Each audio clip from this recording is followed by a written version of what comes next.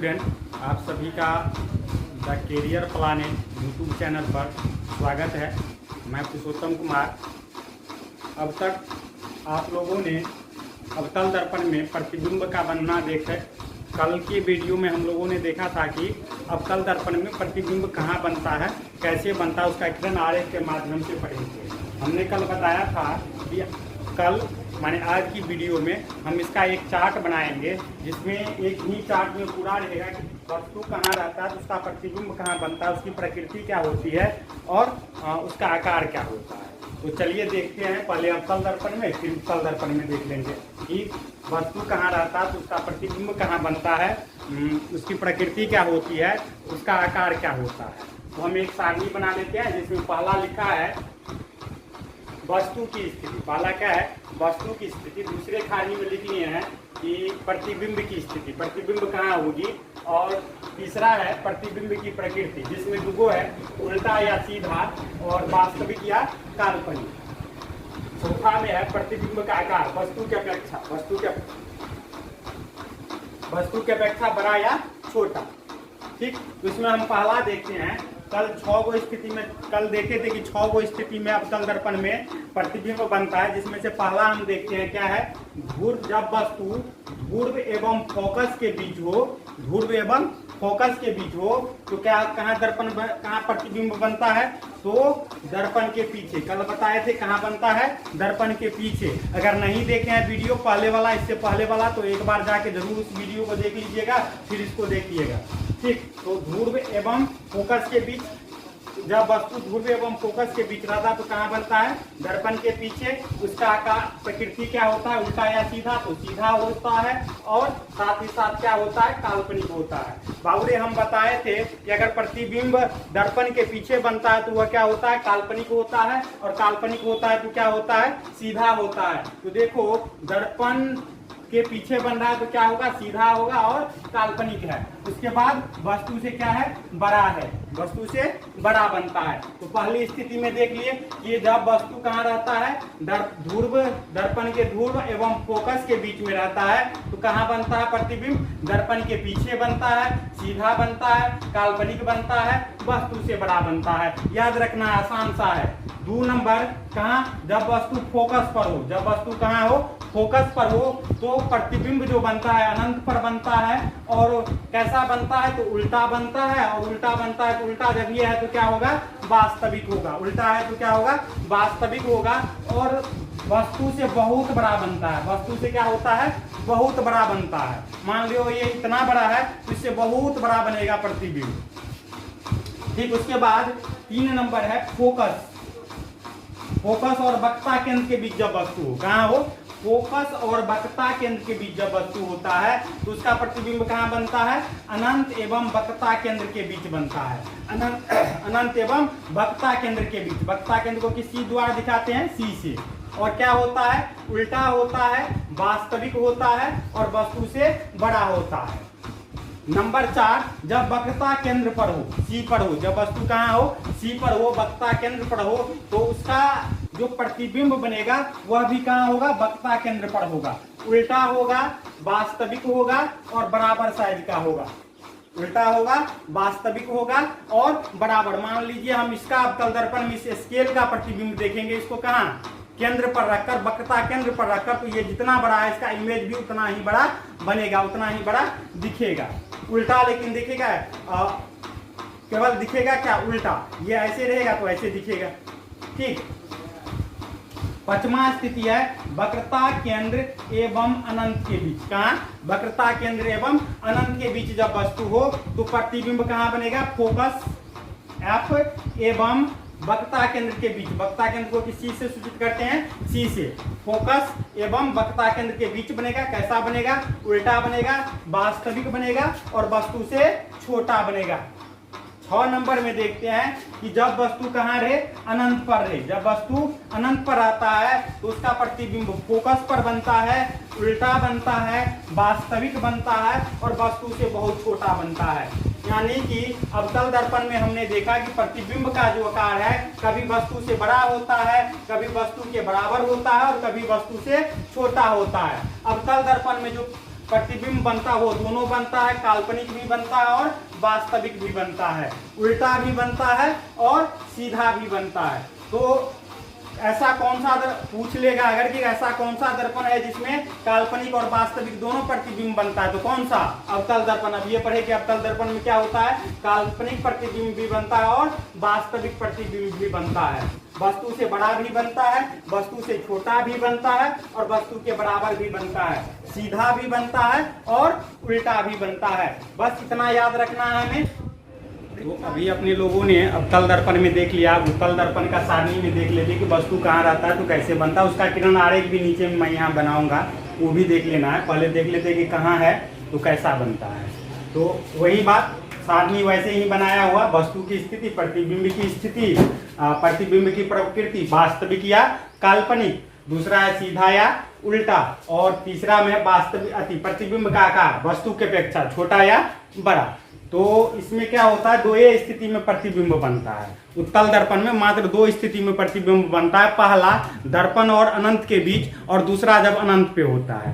पहला दर्पण एवं अनंत के बीच, तो पहला हमने लिख दिया यहाँ कि जब वस्तु दर्पण एवं अनंत के बीच हो तो प्रतिबिंब की स्थिति कहाँ होगा, फोकस एवं ध्रुव के बीच, फोकस एवं ध्रुव के बीच काल्पनिक होगा। अब आगे बताए थे काल्पनिक होता है तो क्या होता है, सीधा होता है और वस्तु से छोटा है। उत्तल दर्पण में हमेशा प्रतिबिंब क्या बनेगा, वस्तु से छोटा बनेगा। तीसरा देख लेते हैं, जब वस्तु अनंत पर हो उसका प्रतिबिंब कहाँ बनेगा, फोकस पर, और क्या बनेगा, काल्पनिक। काल्पनिक तो सीधा और वस्तु से छोटा। ठीक, ये बस याद रखना है। उत्तल दर्पण में मात्र दो, ये सब में सेम है। इसका कोई खाली हमें क्या याद रखना है इसमें कि कहाँ बनेगा, तो इसका भी याद रखना आसान सा है कि दर्पण और अनंत के बीच कहीं भी वस्तु रखा हो, दर्पण एवं अनंत के बीच कहीं भी वस्तु रखा हो, उसका जो प्रतिबिंब है वह फोकस एवं ध्रुव के बीच ही बनेगा और काल्पनिक ही बनेगा, सीधा ही बनेगा और वस्तु से छोटा ही बनेगा। दूसरा, अनंत पर है उत्तल दर्पण में तो फोकस पर बनेगा और काल्पनिक सीधा और वस्तु से छोटा होगा। मात्र ये दो स्थिति में क्या होता है, उत्तल दर्पण में प्रतिबिंब बनता है। हम किरण आरेख देख लेते हैं उत्तल दर्पण में प्रतिबिंब का किरण आरेख। ये एक उत्तल दर्पण है, पीछे से रचित कर देंगे तो उत्तल दर्पण हो गया। ये धसे हुए भाग को रचित कर दो तो उत्तल दर्पण हो गया, उभरे हुए भाग को रचित कर दो तो अवतल दर्पण। इसका ये प्रधान अक्ष, ये P रहा, ये F, और ये उतनी ही दूरी पर, जितनी दूरी पर F लिए उतनी ही दूरी पे क्या लेना है, C लेना है। ये इसका प्रधान अक्ष। अब पहली वाली स्थिति में देख लेते हैं, कब, जब वस्तु दर्पण एवं अनंत के बीच है। जब वस्तु कहाँ है, दर्पण एवं अनंत के बीच, कहीं ले लेते हैं, दर्पण एवं अनंत के बीच कहीं एक वस्तु रख लेते हैं, ए बी। हमने क्या कहा था पिछले ही वीडियो में कि वस्तु से जो प्रकाश की किरण दर्पण पर आपतित होगी वह कम से कम कितना कराना है, दो आपतित कराना है। एक हो गया जो कि प्रधान अक्ष के समांतर जाएगा, और ये प्रधान अक्ष के समांतर जाने के बाद परावर्तन के बाद कहां से लगेगा, गुजर रहा है तो फोकस से, कहां से आ रहा है, लगेगा फोकस से। और दूसरा हमें कहां से ले जाना था, वक्रता केंद्र होते हुए, कहां से ले जाना है, वक्रता केंद्र होते हुए। इसको मिला लेना है, ये यहाँ से इधर जा रहा है फिर वापस इसी पथ पे लौट जाएगा, क्योंकि हम जानते हैं वक्रता केंद्र की दिशा में आपतित किरण क्या होता है, परावर्तन के बाद उसी पथ पर वापस लौट जाता है। तो यहाँ जो कटा, दोनों किरण जहाँ मिला वहाँ क्या बनेगा, एक प्रतिबिंब बनेगा। इसे हम डॉटेड टूटी रेखा में दिखाते हैं, टूटी हुई लाइन में दिखाते हैं, टूटी लाइन में दिखाते हैं। टूटी लाइन में दिखाने का अर्थ ये है कि प्रतिबिंब क्या बन रहा है, काल्पनिक बन रहा है, ए डैश बी डैश। तो इसमें हमने देखा कि सेम ऐसा ही स्थिति है, प्रतिबिंब कहाँ है, अनंत एवं ध्रुव के बीच में है। उसका प्रतिबिंब कहाँ बन रहा है, ध्रुव एवं फोकस के बीच में, ध्रुव एवं फोकस के बीच में। कैसा बन रहा है, काल्पनिक बन रहा है, सीधा बन रहा है, और देखने से ही पता चलता है क्या है, वस्तु से छोटा है। अब हम दूसरी स्थिति देख लेते हैं कि दूसरी स्थिति में क्या होता है, कैसे बनता है प्रतिबिंब। ये रहा एक उत्तल दर्पण, ठीक उसी प्रकार उसका प्रधान अक्ष खींच लेना है,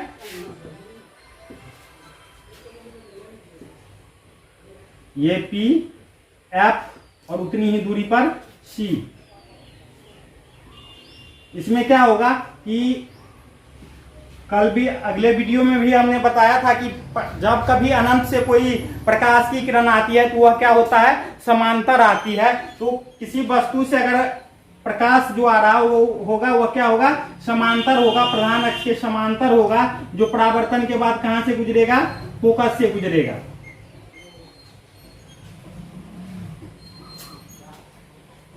फोकस से आती हुई प्रतीत होगी। तो यहाँ एक वस्तु, यहाँ इमेज बनता है, यहाँ प्रतिबिंब बनता है, और दिखा सकते हैं कि और आ रहा है ऐसे, परावर्तन के बाद फोकस से जाएगी। ठीक, तो इस स्थिति में हम देख रहे हैं वस्तु कहाँ है, अनंत पर है। अनंत पर पता नहीं कहाँ है, दिखेगा थोड़ी ना। अनंत पर वस्तु है तो उसका प्रतिबिंब कहाँ बनेगा, फोकस पर बनेगा। कैसा बनेगा, तो काल्पनिक बनेगा, सीधा बनेगा, और वस्तु से छोटा बनेगा। तो आज अभी तक हमने दोनों दर्पण में प्रतिबिंब का बनना देख लिए। अब थोड़ा सा देख लेते हैं कि उत्तल दर्पण और अवतल दर्पण का उपयोग क्या क्या है। थोड़ा सा देख लेते हैं उपयोग, उसके बाद आगे बढ़ेंगे कि अवतल दर्पण का क्या उपयोग है। पहला देख लेते हैं अवतल दर्पण का उपयोग। अब सॉरी, गलत लिखा रहा था। अवतल दर्पण का उपयोग, अवतल दर्पण का उपयोग, उसमें हम पहला देखते हैं। पहला उपयोग क्या है अवतल दर्पण का, पहला या कोई भी उपयोग, नंबर हम फिलहाल दे लेते हैं। पहला उपयोग क्या है, तो हजामती दर्पण के रूप में, हजामती दर्पण के रूप में। हजामती दर्पण के रूप में कहने का मतलब है, बाबू दाढ़ी मूछ होगा तो पता होगा कि हजामती दर्पण क्या है। जैसे हमें है तो इसे कटवाना पड़ेगा, तो कटवाने जाएंगे तो वहां लगा रहता है बड़ा बड़ा शीशा, लगा रहता, बड़ा बड़ा दर्पण लगा रहता, वो क्या होता है, हजामती दर्पण होता है। और हजामती दर्पण का उपयोग, इस हजामती दर्पण, अवतल दर्पण का उपयोग हजामती दर्पण के रूप में इसलिए होता है क्योंकि ये क्या करता है कि वस्तु का बड़ा प्रतिबिंब दिखाता है, वस्तु का बड़ा प्रतिबिंब दिखता है, जिससे क्या होता है, दाढ़ी का जो केस है ना, या फेस पर जो केस है, वह इमेज में दाढ़ी बनाने वाले को बड़ा दिखता है, और उसे काटने में क्या होता है, आसानी होता है। तो हजामती दर्पण के रूप में होता है। इसमें चेहरा को ऐसे फिट किया जाता है कि दर्पण के ध्रुव एवं फोकस के बीच चेहरा हो। चेहरा कहाँ हो, दर्पण के ध्रुव एवं फोकस के बीच हो। हजामती दर्पण का उपयोग किया जाता है किसका, कौन दर्पण का, हजामती दर्पण के रूप में, अवतल दर्पण का। तो उसमें चेहरा कहाँ रखा जाता है, ध्रुव एवं फोकस के बीच। दूसरा उपयोग इसका हम देख लेते हैं। दूसरा उपयोग है गाड़ियों के अग्रदीपों में सर्च लाइट, टॉर्च,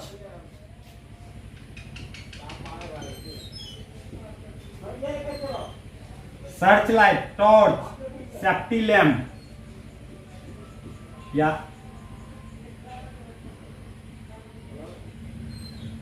आदि में क्या होता है कि अवतल दर्पण का प्रयोग किया जाता है गाड़ी के अग्रदीप यानी कि हेडलाइट जो होता है आगे रोशनी देने वाला, ये उसमें देखना गोल सा लगा रहता है दर्पण, गोलाकार दर्पण, उसमें चेहरा देखना, उल्टा दिखेगा या बड़ा दिखेगा या छोटा का भी दिखेगा, तीनों दिख सकता है। तो गाड़ियों के अग्रदीपों का मतलब है हेडलाइटों में।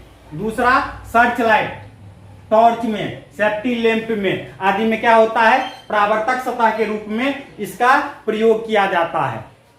तीसरा उपयोग इसका है, डॉक्टर इसका उपयोग करता है रोगियों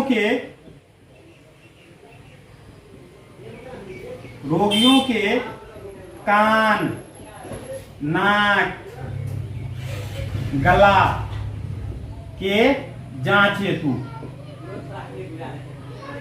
इसमें किया जाता है रोगियों के कान, नाक, गला के जांच हेतु डॉक्टर किस दर्पण का यूज करता है, अवतल दर्पण का यूज करता है। डॉक्टर सबके यहाँ पे माथा पे सर के आसपास एक दर्पण लगा रहता है, जिसको क्या करता है, रोशनी को उस पे देकर उसे गला में या नाक में या तो फिर कान में देकर उस कान में देखा जाता है कि क्या है, गला में क्या खराबी है। तो रोगियों के कान, नाक, गला आदि के जांच हेतु किसका प्रयोग किया जाता है, कौन सा दर्पण, अवतल दर्पण।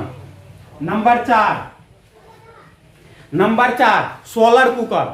इसमें solar cooker, solar cooker,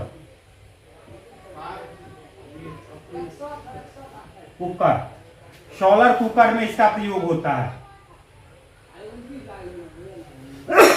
solar cooker में बड़े आकार का अवतल दर्पण का प्रयोग किया जाता है। हम जानते हैं अवतल दर्पण क्या करता है कि सूर्य के प्रकाश को, जिसमें क्या होता है ऊष्मीय विकिरण आता है, यानी कि ऊष्मा आता है, उसको एक जगह इकट्ठा कर देता है, जिससे ताप बढ़ जाता है और भोजन बनने में आसानी हो जाता है। तो सोलर कुकर में क्या लगा रहता है, बड़े बड़े आकार का अवतल दर्पण लगा रहता है। उसके बाद रोगियों के कान, नाक, गला के जांच करने हेतु डॉक्टर कौन सा दर्पण का यूज करता है, आराम से कह दो कौन सा दर्पण, अवतल दर्पण। मेरे साथ 1-2 बार बोलो कि रोगियों के कान, नाक, आंख, गला के जांच के लिए कौन सा दर्पण का यूज होता है, अवतल दर्पण का यूज होता है। सोलर कुकर में कौन सा दर्पण यूज होता है, तो बड़े आकार का अवतल दर्पण या सीधे अवतल दर्पण चलेगा, कोई दिक्कत नहीं है।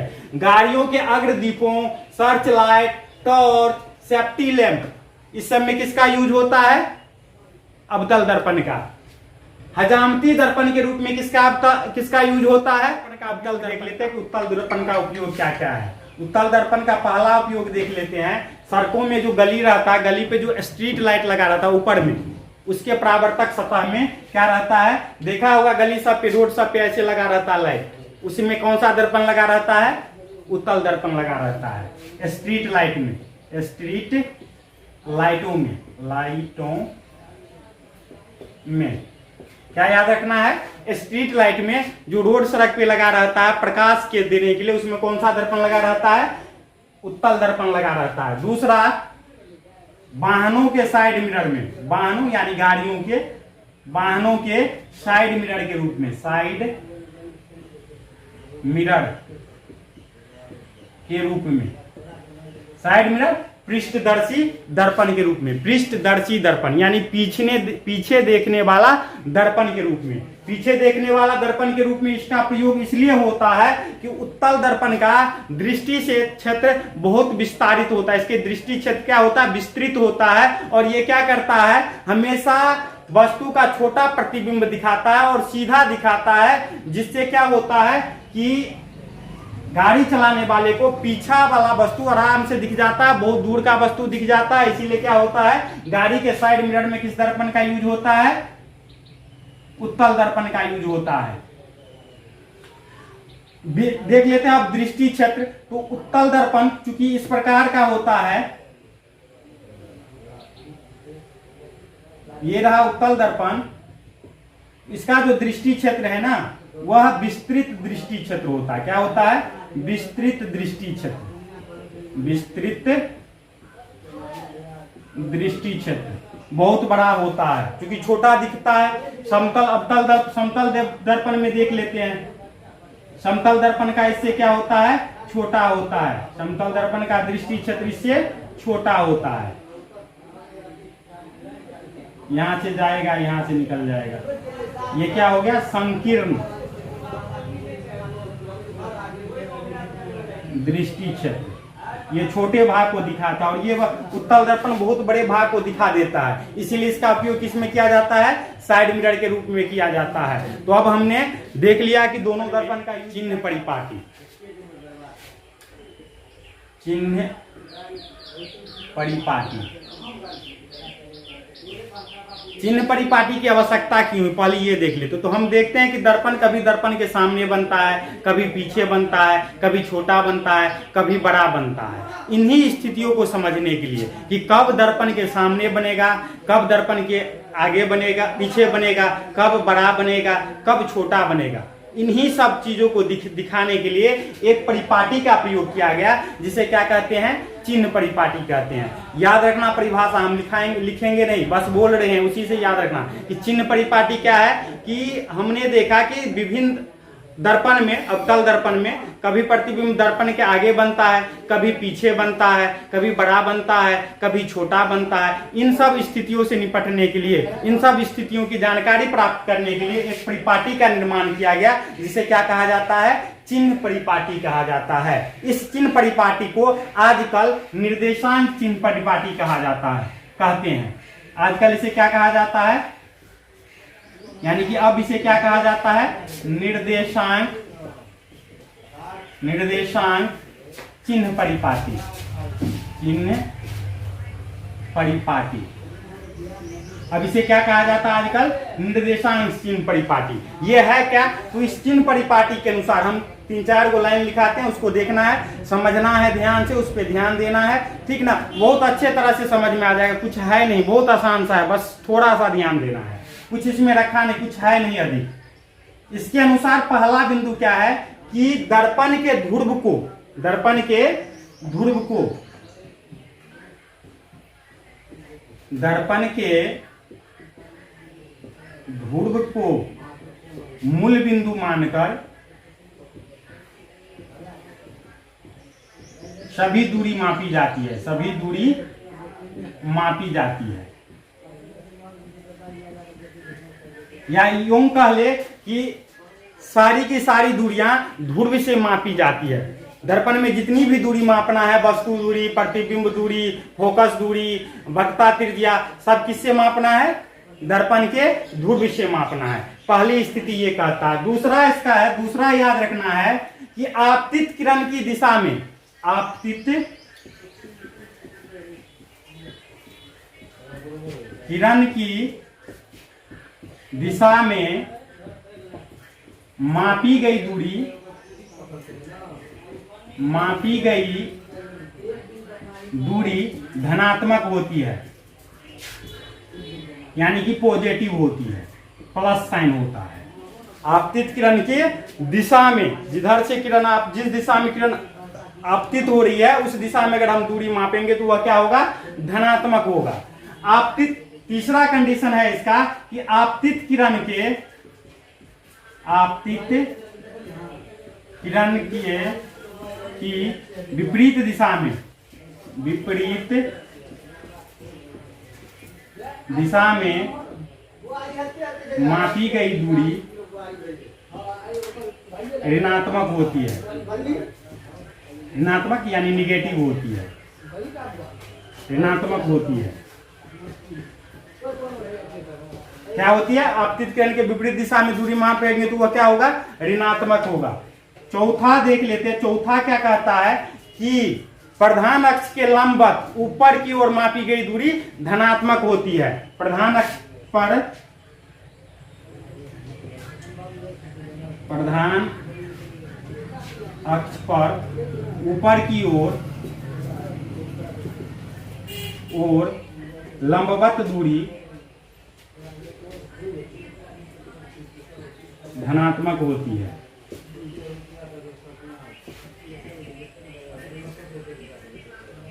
और पांचवा याद रखना है कि प्रधान अक्ष पर नीचे की दूरी, नीचे की ओर लंबवत दूरी, नीचे की, प्रधान अक्ष पर नीचे की ओर लंबवत दूरी ऋणात्मक होती है। ये 5 चीज हमें याद रखना है चिन्ह परिपाटी में। क्या क्या 5 चीज है? तो प्रत्येक दूरी कहां से मापेंगे? दर्पण के ध्रुव से मापेंगे। आपतित किरण की दिशा में जो भी दूरी मापा जाएगा धनात्मक होगा। आपतित किरण के विपरीत दिशा में जो भी दूरी मापी जाएगी वह ऋणात्मक होगी। ऊपर की ओर, प्रधान अक्ष से ऊपर की ओर जो भी लंबिक दूरी मापी जाएगी वह धनात्मक होगी। प्रधान अक्ष से नीचे की ओर जो भी दूरी मापी जाएगी वह क्या होगी? ऋणात्मक होगी। हम यहाँ थोड़ा सा इमेज में देख लेते हैं कि कैसे होता है। यहां बना लेते हैं। ये अवतल दर्पण है, ये प्रधान अक्ष PFC। अगर हम इस दिशा में दूरी मापेंगे, ये हो गया आपतित किरण, तो इस दिशा में दूरी मापेंगे, इस वाले दिशा में बायां और इधर दूरी मापेंगे, ये तो क्या होगा? प्लस में होगा। इस आपतित किरण के विपरीत दिशा में, इस दिशा में जो दूरी मापेंगे वह क्या होगा, माइनस में होगा, यानी कि ऋणात्मक होगा। इससे ऊपर की ओर जो दूरी मापेंगे ये वाला दूरी, ये क्या होगा, प्लस में होगा। और नीचे की ओर जो दूरी नापेंगे वह क्या होगा, माइनस में होगा। यानी कि हमने क्या देखा कि अवतल दर्पण में आपतित किरण के विपरीत दिशा में मापी गई दूरी ऋणात्मक, आपतित किरण की दिशा में मापी गई दूरी धनात्मक, ऊपर की ओर मापी गई दूरी धनात्मक, नीचे की ओर मापी गई दूरी ऋणात्मक। वैसे ही उत्तल दर्पण में देख लेते हैं। क्योंकि उत्तल दर्पण का ये प्रधान अक्ष, ये आप, ये सी, इधर से किरण आपतित होता है तो इधर की ओर मापी गई दूरी, इस ओर में जो दूरी मापी जाएगी वह क्या होगा, धनात्मक होगा। इस दिशा में जो दूरी मापी जाएगी वह क्या होगा, ऋणात्मक होगा। ऊपर की ओर जो दूरी मापी जाएगी इसमें भी क्या होगा, धनात्मक होगा। नीचे की ओर जो दूरी मापी जाएगी वह क्या होगा, ऋणात्मक होगा। हमें बस याद रखना है कि सभी दूरियां कहां से मापना है, दर्पण के ध्रुव से मापना है। चूंकि गर्मी बहुत है, पसीना आ रहा है, ठीक, उस पर ध्यान नहीं देना है, अपने पढ़ाई पे ध्यान देना है। ये नहीं कि सर को पसीना आ रहा है तो उसी पे ध्यान देते हैं। तो हमने क्या अभी देखा कि दर्पण के ध्रुव से दर्पण के ध्रुव को मूल बिंदु मानकर सभी दूरियां मापी जाती है। दूसरा पढ़ा कि आपतित किरण की दिशा में मापी गई दूरी, जिस दिशा में आपतित किरण जाती है उस दिशा में जो दूरी मापी जाएगी वह दूरी क्या होगी, धनात्मक होगी। और उसके विपरीत दिशा में जो दूरी मापेंगे हम वह क्या होगी, ऋणात्मक होगी। फिर ऊपर की ओर, ये प्रधान अक्ष रहा, और प्रधान अक्ष के ऊपर की ओर जो दूरी मापेंगे ना वह क्या होगा, धनात्मक होगा। और नीचे की ओर जो दूरी मापेंगे वह क्या होगा, बोलो, ऋणात्मक होगा। अब ये बताए नहीं, तो इतना समझ लिए। तो आगे बस इसमें अब क्या कहाँ होगा वो देख लेते, थोड़ा सा बस 2 मिनट का रह गया, बस उतना देख लेते हैं। उसके बाद आज का अब चिन्ह परिपाटी के को देखने के बाद, इतना देखने के बाद अब हमें क्या क्या समझ में आता है। उत्तर एगो सारणी हम बना लिए हैं कि कौन क्या होगा।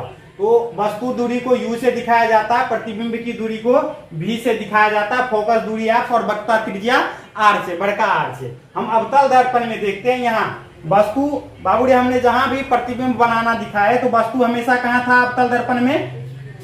अवतल दर्पण में हमेशा प्रतिबिंब कहाँ था, अति वस्तु कहाँ था, तो दर्पण के सामने था। कहाँ था, दर्पण के सामने, यानी कि इस ओर में। और इसे और जब कभी भी हम दूरी मापेंगे तो क्या होगा, ऋणात्मक होगा।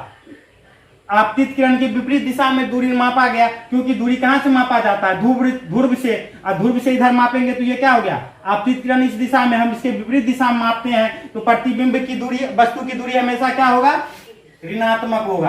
प्रतिबिंब वस्तु की दूरी हमेशा क्या होगा, ऋणात्मक होगा। अब चलते हैं प्रतिबिंब की दूरी। तो प्रतिबिंब की दूरी में हमने बताया था कि जब वस्तु फोकस और वक्रता अति ध्रुव के बीच होता है तो उसका प्रतिबिंब कहां बनता है, दर्पण के पीछे बनता है। कहां बनता है, दर्पण के पीछे बनता है। इसीलिए ऊपर में हम यहाँ लिख दिए कि जब वस्तु दूरी फोकस दूरी से छोटी हो, जब वस्तु दूरी फोकस दूरी से छोटी हो तो कहां बनेगा प्रतिबिंब, इस साइड बनेगा। यानी कि इधर हम कहां, ध्रुव से मापेंगे इस ओर में, तो ये दिशा क्या होगी, प्लस में। तो वस्तु दूरी, प्रतिबिंब की दूरी तब क्या हो जाएगी, प्लस में हो जाएगी। ठीक, जब U बड़ा हो F से, U बड़ा हो F से, यानी कि F से इधर की दूरी हो, ठीक ना, तब हमेशा क्या बनता है, वास्तविक बनता है और दर्पण के सामने बनता है। और जब दर्पण के सामने बनता है तो ये दूरी क्या होगी, ऋणात्मक होगी। क्योंकि आपतित किरण के विपरीत दिशा में दूरी मापा जाता है, इसीलिए क्या हो जाएगा, ऋणात्मक हो जाएगा। फोकस दूरी क्या है, तो फोकस दर्पण के सामने है, यानी कि आपतित किरण के विपरीत दिशा की दूरी है, तो ये भी क्या होगा, ऋणात्मक होगा अवतल दर्पण में। फिर वक्रता त्रिज्या, वक्रता त्रिज्या भी क्या है, आपतित किरण के विपरीत दिशा की दूरी है। आपतित किरण ये रहा और उसकी विपरीत दिशा की दूरी ये, तो ये भी क्या हो जाएगा, माइनस में हो जाएगा। अब हम देखते हैं उत्तल दर्पण में, बस थोड़ा सा रह गया उत्तल दर्पण में। उत्तल दर्पण में क्या होता है, वस्तु दूरी तो इसमें भी इधर ही रहता है, वस्तु दर्पण और अनंत के बीच में कहीं रहता है या अनंत पे रहता है। तो हम इधर से आपतित किरण है तो इसके विपरीत दिशा में मापेंगे, तो विपरीत दिशा में मापी गई दूरी क्या होती है, ऋणात्मक होती है, इसीलिए वस्तु दूरी ऋणात्मक। और बाबू रे इससे पहले हम बता दिए हैं कि उत्तल दर्पण में जो प्रतिबिंब है ना वो हमेशा कहाँ बनता है, दर्पण के पीछे बनता है, यानी कि आपतित किरण की दिशा में बनता है। तो आपतित किरण की दिशा में मापी गई दूरी क्या होती है, धनात्मक होती है, इसीलिए प्रतिबिंब दूरी हमेशा क्या होगी, धनात्मक होगी। कौन दर्पण में, उत्तल दर्पण में। फोकस दूरी, फोकस भी क्या होता है, ध्रुव से पीछे होता है, यानी कि आपतित किरण की दिशा में होता है, इसीलिए फोकस दूरी भी धनात्मक होगा। वक्रता त्रिज्या बीसी ओर होता है, इसीलिए वक्रता त्रिज्या भी धनात्मक होगा। अब थोड़ा सा एक बार देख लेते हैं कि उत्तल दर्पण में केवल वस्तु दूरी ऋणात्मक होती है, बाद बाकी जितनी दूरियां हैं सब क्या होगी, धनात्मक होगी। प्रतिबिंब दूरी भी धनात्मक, फोकस दूरी धनात्मक, वक्रता त्रिज्या धनात्मक। अब अवतल दर्पण में देख लेते हैं। अवतल दर्पण में क्या है, वस्तु दूरी, दर्पण कोई भी रहे, कोई सा भी दर्पण रहे, वस्तु दूरी हमेशा ऋणात्मक, वस्तु दूरी हमेशा ऋणात्मक। अब अवतल दर्पण में प्रतिबिंब की दूरी देख लेते हैं। जब वस्तु की दूरी फोकस दूरी से बड़ी हो, जब वस्तु की दूरी फोकस दूरी से बड़ी हो तो प्रतिबिंब दूरी का साइन क्या हो जाएगा, ऋणात्मक होगा। क्या होगा, ऋणात्मक होगा। जब प्रतिबिंब वस्तु की दूरी फोकस दूरी से कम हो, क्या हो, फोकस दूरी से कम हो, तो वस्तु की जो प्रतिबिंब की जो साइन हो है वो क्या हो जाएगा, धनात्मक होगा, प्लस का साइन होगा। और अवतल दर्पण में फोकस दूरी ऋणात्मक, अवतल दर्पण में वक्रता त्रिज्या ऋणात्मक। तो आज के लिए बस इतना ही, फिर मिलते हैं अगले वीडियो में, कल देखेंगे। और आगे एक सूत्र है, दर्पण फार्मूला होता है, उसको देख लेंगे कि दर्पण फार्मूला क्या है, उसे साबित कर लेंगे। ठीक, उसके बाद आवर्धन बचता है। आवर्धन अगर होगा कल के वीडियो में संभव तो आवर्धन कल देख लेंगे, और ये प्रकाश का परावर्तन समाप्त हो जाएगा। पहला यूनिट का जो 2 है उसमें फर्स्ट यूनिट में परावर्तन एवं अपवर्तन, उसमें से प्रकाश का अपवर्तन समाप्त हो जाएगा। तो देखे, वीडियो देखे, पसंद आए तो इसे शेयर करें, लाइक करें, जो नए हैं वीडियो पे तो इसे चैनल पे तो सब्सक्राइब करें। थैंक यू, धन्यवाद।